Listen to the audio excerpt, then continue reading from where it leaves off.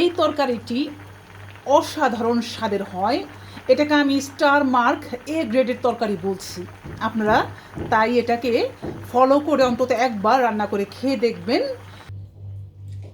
এই হলো আমার রূপবতী গুণবতী রুই মাছ লাল শাকের তরকারি।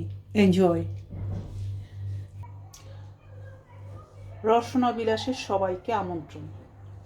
চুলায় ফ্রাই প্যান দিয়ে দিয়েছি এবং ফ্রাই প্যানে যথারীতি কিছু তেল দিয়ে দিলাম অল্প পরিমাণে।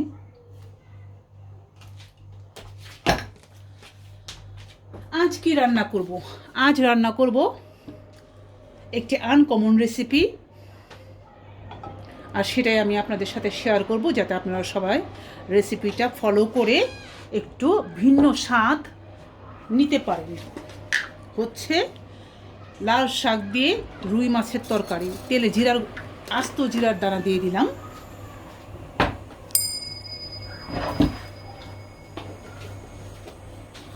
এবং পেঁয়াজ কুচি দিয়ে দিলাম।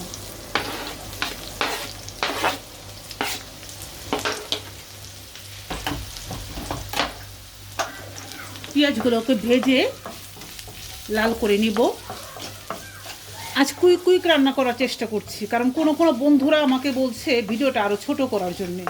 ওকে, আমি ছোট করি, ব্যাখ্যা কম দিব, কুইক করব।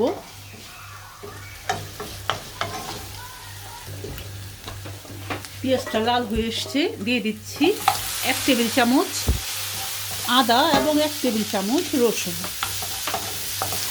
একটু নেড়ে চেড়ে নিই মেল্ট হওয়ার জন্যে। মশলা দিয়ে দিই, সাথে 1 চা চামচ ভরে দিলাম হলুদের গুঁড়া। মরিচের গুঁড়া দিব আমি আধা চা চামচ। আমি ঝাল একটু কম খাই, প্রয়োজনে কাঁচামরিচ দিব।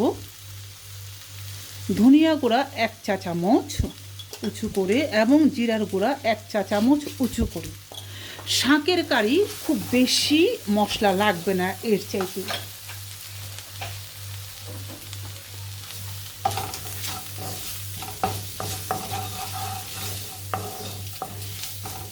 একটু পানি দিতে হবে যেহেতু তেল কম।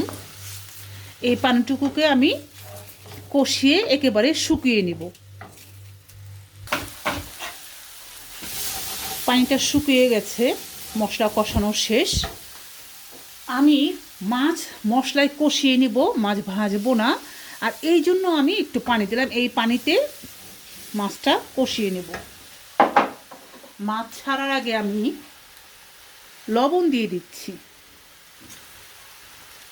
1.5 চা চামচ লবণ দিয়ে দিলাম।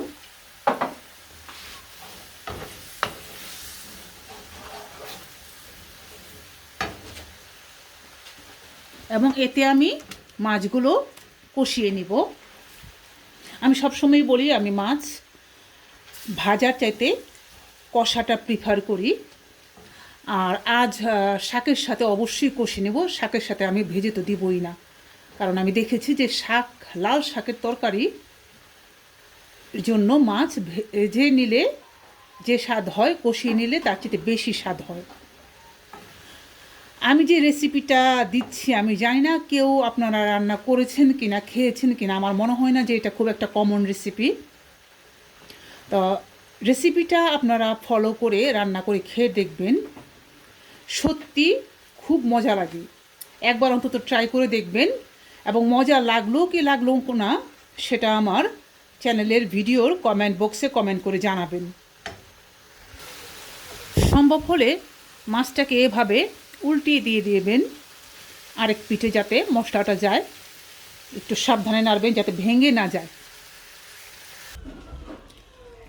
মাছগুলো সুন্দরভাবে কষানো হয়ে গেছে, এবং একে আমি এখন তুলে নিচ্ছি আলতো করে। এভাবে একটা বড় চামচ দিয়ে তুলে নিলাম। সাবধানে তুলবেন যাতে ভেঙে না যায়। মাছগুলোকে তুলে নিয়ে এখন আমি আলু কেটে রাখা, পরিষ্কার করে নেওয়া অবশ্যই, ঢেলে দিলাম মশলায়।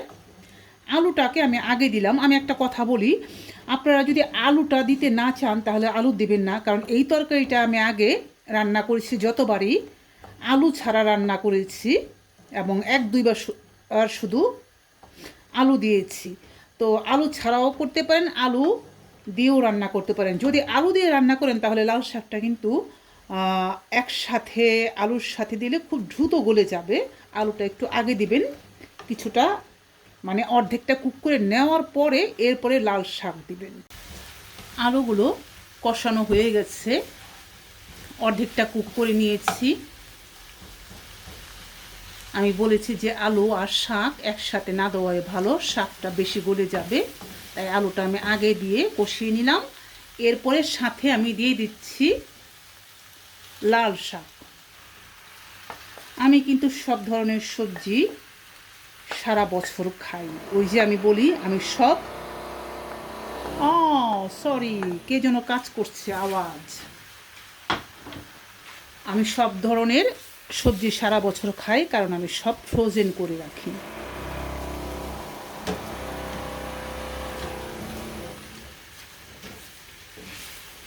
কি মুশকিল। শাকটা নেড়ে ছেড়ে আলুর সাথে মিশিয়ে নিলাম। আর এই রুই মাছ দিয়ে লাল শাকের তরকারিটা কিন্তু আমি বেশিরভাগ সময়ই শুধুমাত্র লাল শাক দিয়ে অর্থাৎ আলু ছাড়া রান্না করেছি। অল্প কয়েকবার আলু দিয়ে রান্না করেছি। দুভাবেই আপনারা ট্রাই করতে পারেন। আমি আবার একটু আলু খুর, তাই আলুটা দিয়ে দিলাম। ভালো লাগে, দুটোই ভালো লাগে। তো আর দেরি করব না, এখন আমি এতে, কারণ লাল শাক আমার ফ্রোজেন ছিল, এতে মাছ দিয়ে পানি দিয়ে ঝোল দিয়ে দিব। মাছগুলো উপর দিয়ে সুন্দর করে বিছিয়ে দিলাম। আর এখন আমি গরম পানি করে দিচ্ছি, কুইক হয়ে যাবে। খুব বেশি ঝোল দেব না, কারণ আলু আমি কিছুটা কুক করে নিয়েছি, শাকটাও আমার ফ্রোজেন। আর ফ্রোজেন না হলেও লাল শাক গলতেতে একটু সময় লাগে না। তো খুব বেশি ঝোল দেবেন না, ঝোলটা ঘন হতে হবে, এইরকম ঝোল দেবেন।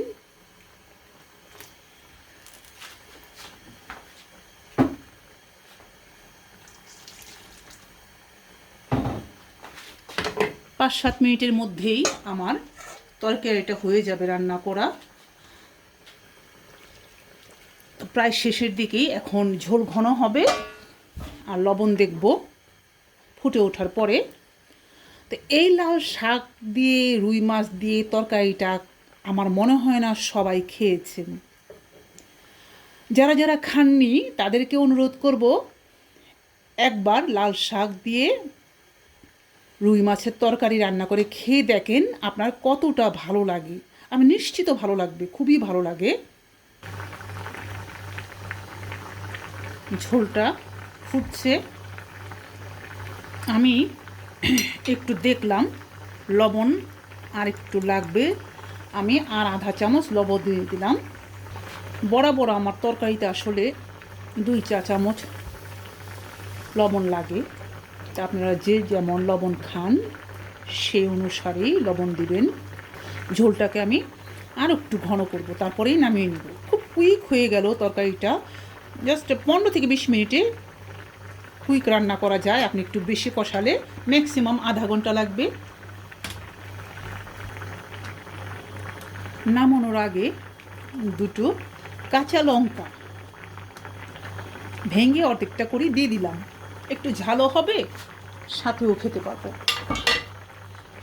ঝালটা যার যেমন পছন্দ সেই অনুযায়ী, মানে সেই পরিমাণেই লঙ্কা অ্যাড করতে পারেন। তো বন্ধুরা, আমার লাল শাক দিয়ে আলু দিয়ে রুই মাছের তরকারি রান্না করা শেষ হয়ে গেল। আমি খুব কুইক রান্না করেছি, বেশি সময় লাগে না। এই তরকারিটি অসাধারণ স্বাদের হয়। এটাকে আমি স্টার মার্ক এ গ্রেডের তরকারি বলছি। আপনারা তাই এটাকে ফলো করে অন্তত একবার রান্না করে খেয়ে দেখবেন। এই হলো আমার রূপবতী গুণবতী রুই মাছ লাল শাকের তরকারি। এনজয়। লাল শাকের তরকারি দিয়ে ভাত খাওয়ার জন্য আমি চলে যাব, সবার কাছ থেকে বিদায় নিচ্ছি। আপনারাও আশা করি এই তরকারিতে এনজয় করবেন এবং সবার সুস্বাস্থ্য এবং সার্বিক মঙ্গল কামনা করে আজ এখানেই বিদায় নিচ্ছি। ভালো থাকবেন, সুস্থ থাকবেন, সুন্দর থাকবেন।